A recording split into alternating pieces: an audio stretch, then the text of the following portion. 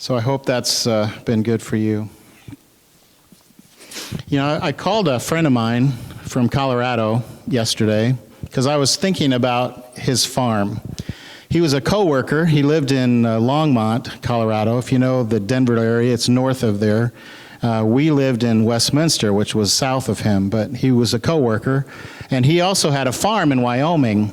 And he grew oats and some barley, and he also had this conservation area. A lot of pheasant would be there.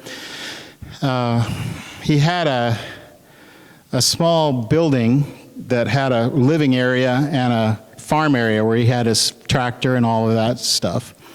And he even, you know, he's an engineer, so he's got, you know, all this wireless stuff out there too. So he can sense the moisture of the ground, he can see where the wind speed is, he can tell, you know, I better get there this weekend and do some, that's going to be a good week to plant or whatever.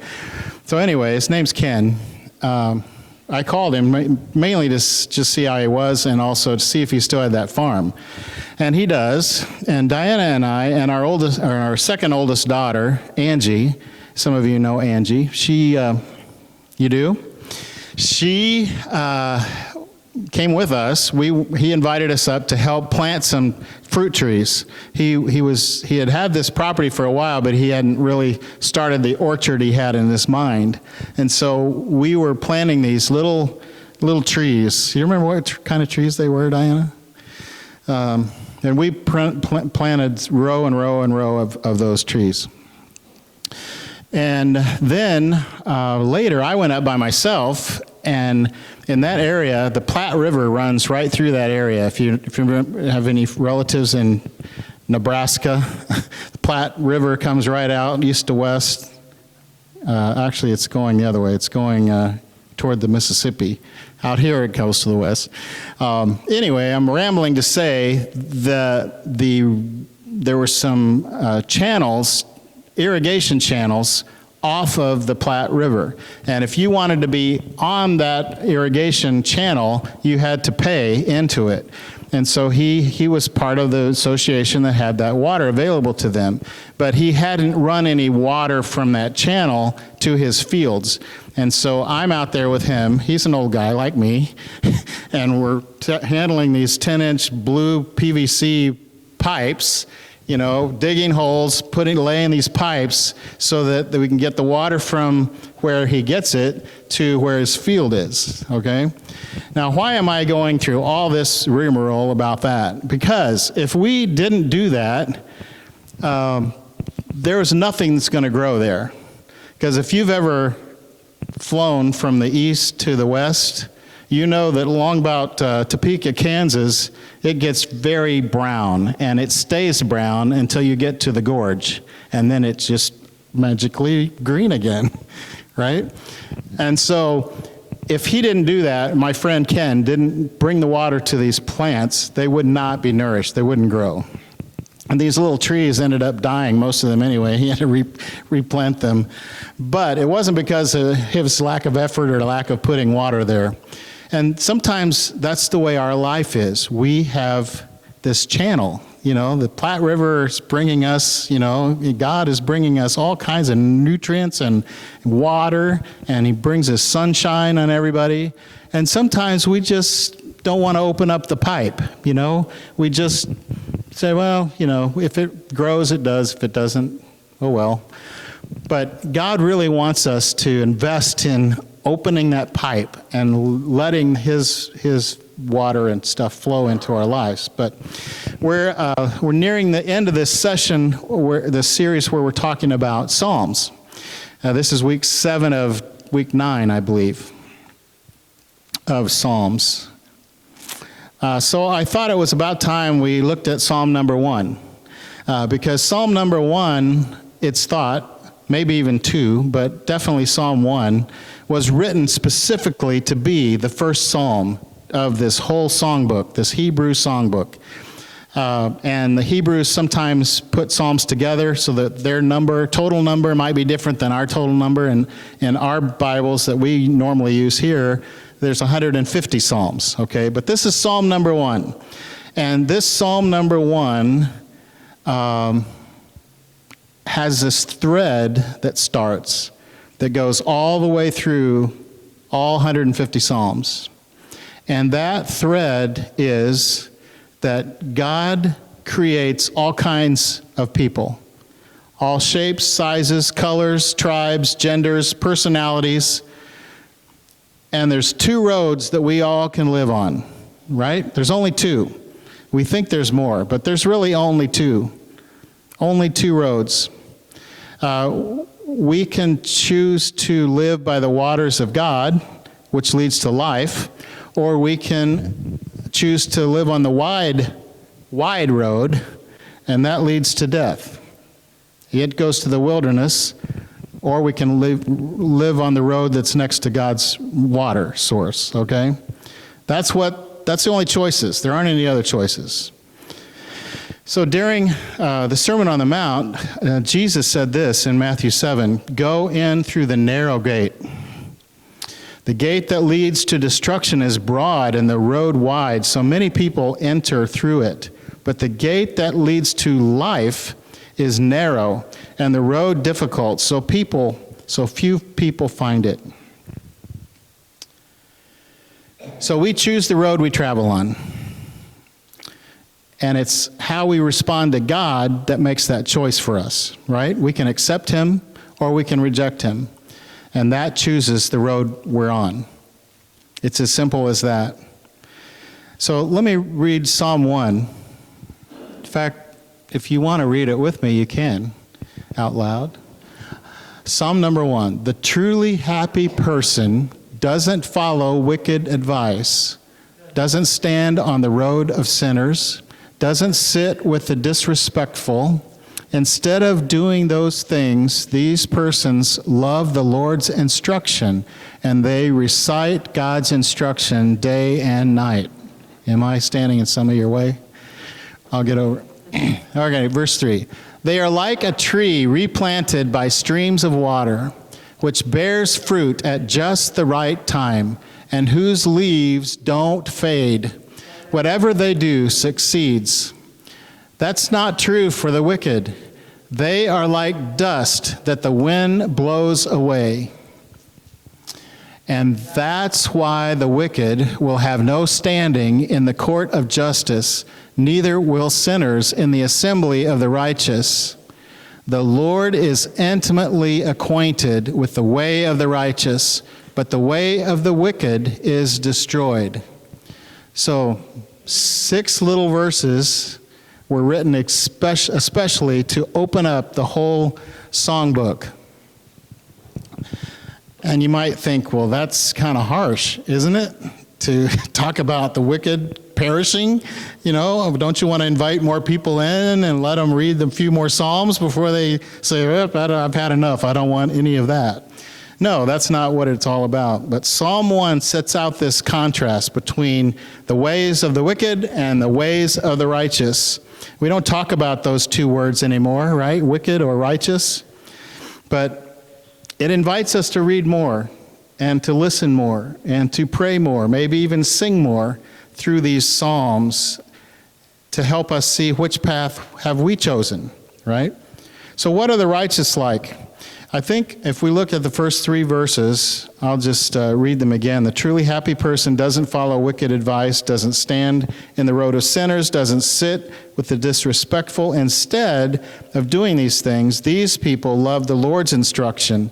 They recite God's instruction day and night. They are like a tree replanted by streams of water, which bears fruit at just the right time, whose leaves don't fade. Whatever they do succeeds." So it's thought, back in this Judea area, a lot of times you would transplant something, especially if you had a vineyard, you would transplant something that was far away from the water source and bring it to the water to get it healthy and get it green again. So righteousness is found in people that realize how helpless we are to water ourselves, to nourish ourselves. To be righteous ourselves. We can be self-righteous. That's not a good thing, right? But we cannot be righteous on our own strength. We have to trust in the Lord. we depend on the grace of God to awaken our souls. God's grace even enables us to have faith, right? And it also empowers our lives to do good things. We can do great things. We can do good things for a lot of people, but if it's not God's grace enabling us to do those things, we're not really doing them in Jesus' name. We're just doing them for us, really. But the righteous listen to God's direction, and most of that comes from His Word, His living Word, and the Holy Spirit that speaks that small voice into our ear. And we obey the call. It's always a pattern with God. If you're really walking in the light that God gives you, it's like a call and response. You know, I love having worship service with liturgy that has a call and response. The person up front says something, the people answer. The work of the people, liturgy. That's what it is with God, you know. He whispers something, we respond. Sometimes it's, what was that? Or, I'm not sure I want to do that, God. You know, is there another option? You got anything else in your tool bag there? Yeah, I mean, try next door. Yeah, but we have to realize that is the root of all good living, is really that call and response.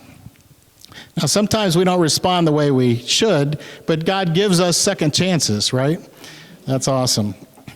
Now, let me read you something from the verses I read earlier in Jeremiah when we started this service. Happy are those who trust in the Lord. This is Jeremiah 17, starting with verse 7. Happy are those who trust in the Lord, who rely on the Lord. Listen for the theme. They will be like trees planted by the streams, whose roots reach down to the water. They won't fear drought when it comes. Their leaves will remain green. They won't be stressed in the time of drought or fail to bear fruit.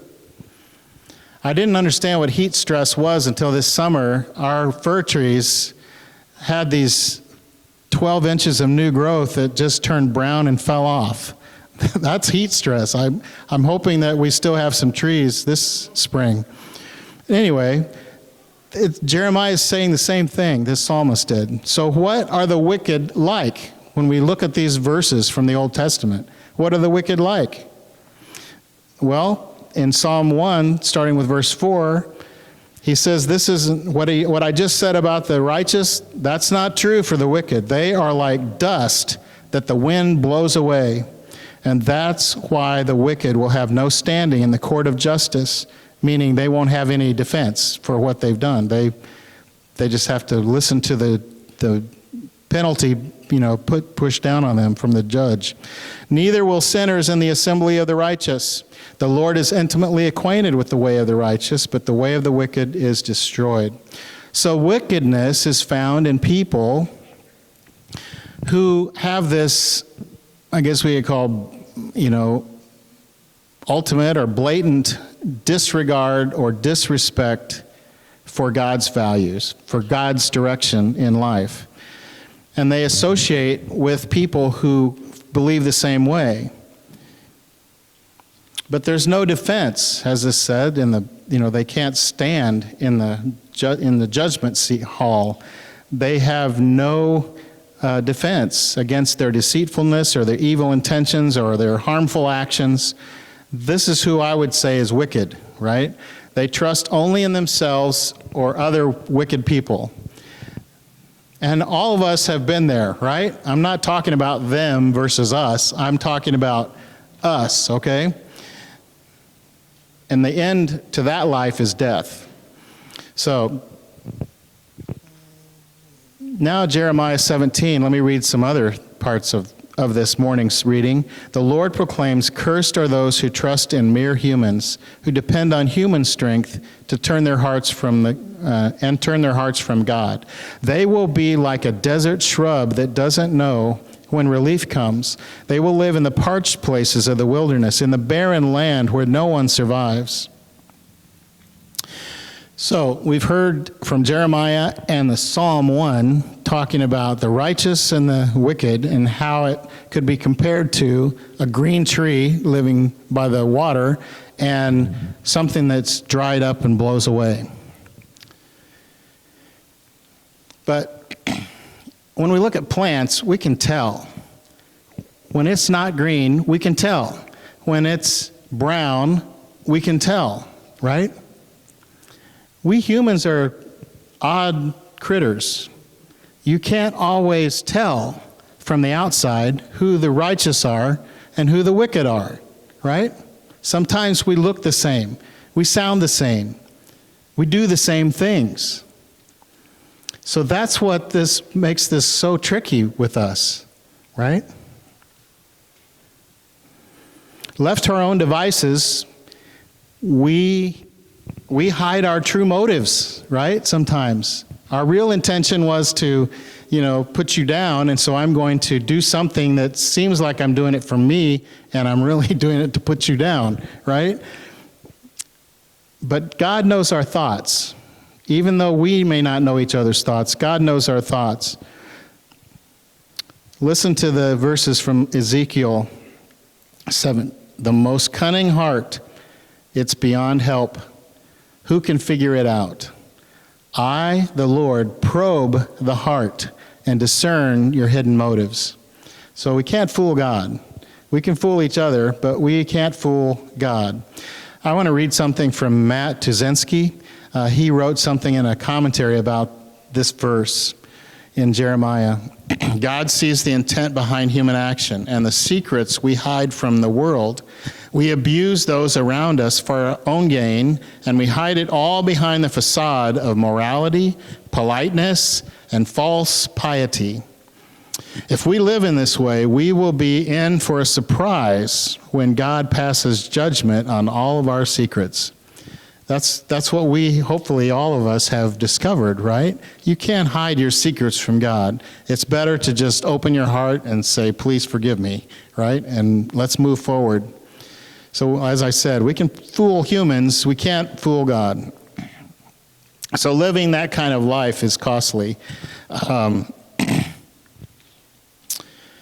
I know it's not surprising to you, but if you find yourself living in that kind of life, you don't have to stay there, right? You don't have to stay there. God's grace, like I said to the kids earlier, God's grace extends to all of us around the world. No one is excluded.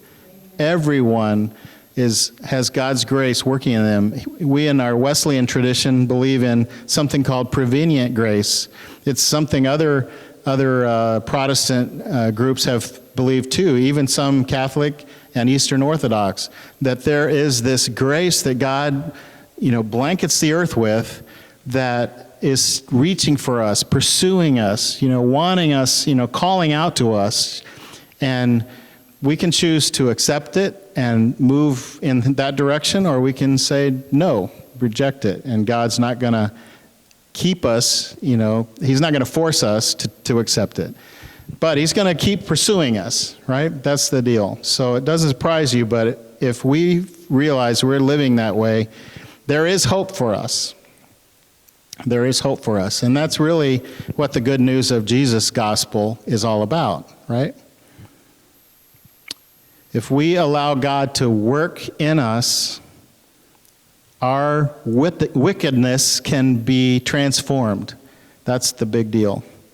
So Psalm 1 not only tells us the truth about human life, these two roads we can go down, but it encourages us to accept God's invitation to go down the right road, right? Because God's going to be with us. And it's a happy life. It's not always happy, but there's a deep contentment in that life. And there is a life that bears fruit.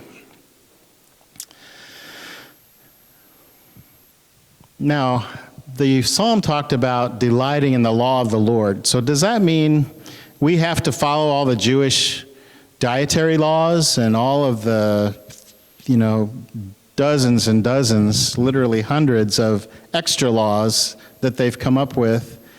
No, it doesn't. The Jews made it very complicated. We make it very complicated. Would you agree with that? But Jesus made it really simple. Love God, love people, period. All the laws are on that. Listen to what he said in Matthew 22. Somebody said, "Teacher, what is the greatest commandment in the law?" You probably remember these verses. He replied, "You must love the Lord your God with all your heart, with all your being, with all your mind. And this is the first and greatest commandment. And the second is like it. You must love your neighbor as you love yourself. All the law and the prophets depend on these two commands." So whether we are a devout Orthodox Jew or we are a Christian, Protestant Christian today, if we love God and love others, we are meeting the law, right? I mean, think about all the 10 Commandments. All of them are either loving God or loving people. And so I kind of think of it like when we're lying, you know. If I don't lie, I don't have to remember what I said. And so if I'm always doing the right thing, if I'm always loving God and loving people when I have a choice, is that love God? No. Okay, I'm not going to do it. Does that love people? Yes. Okay, I'm going to do that. So if you always have that in your calculus of what I do, we don't care about all the dietary and all the other laws, right? Because those are the law. He said all the law and the prophets depend on these two commands. So the righteous are like trees by the water. In fact, the Common English Bible translated it replanted by streams of water. So sometimes we have to be replanted, which we bear fruit for just the right time. And Jeremiah had those same thoughts, right? So, how do we find this water? This is maybe a tricky side turn, but I've flown from the Midwest to out here many, many times. Sometimes it was just to Colorado, sometimes it's coming all the way out here. And as I said, there is a switch that goes on with the color scheme. And when you come out of the Ohio Valley and into the Mississippi, and then you come into Missouri, it's just green, lush green. Not very many evergreens, but there's just all this lush green and all the rows of quilting, of all the crops and everything. And then you get to Topeka, Kansas, and you go west, and it turns brown. Does anybody know that? Have you know what I'm talking about? Yeah, some of you have driven across that, right? So think about being in the pioneer days, coming out on the Oregon Trail. Where would you find water? Okay, but it's a long ways from Kansas City to the Columbia River. Where would I get water? I look for green trees, right? Because where are they going to be? They're going to be by the rivers. And so when you're flying or driving out west, that's where the rivers are. And you can actually look on your map and look, if you're in a plane, that is, look down and see the trees, and you're like, that's the Platte River, that's the Missouri River, whatever the river is, that's the Colorado River. And it just means, it makes sense, right? All the trees grow by the water. And so if I'm a pioneer needing water,